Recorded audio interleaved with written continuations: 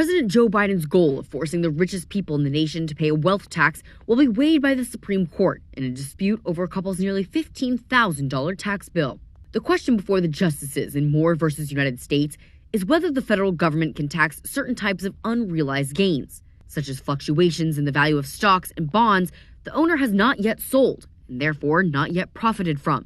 In 2006, Charles and Kathleen Moore made an investment in the India-based Kisan Crafts Machine Tools Company, which provides Indian farmers with tools and equipment.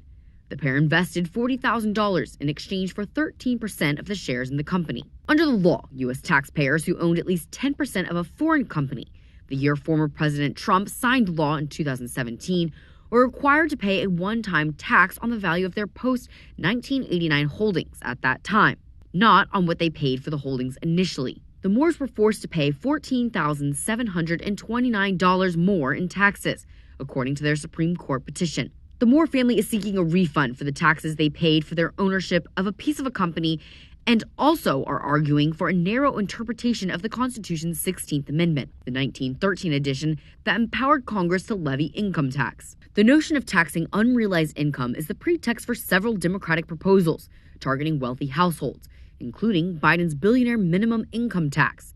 Congressional Democrats reintroduced the tax proposal last week, and Biden has repeatedly touted his plan to supporters. The president's most recent budget would require taxpayers with more than $100 million to pay minimum of 25% on their capital gains each year, whether they sold assets for profit or continue to hold them. A decision in the case is expected by end of June.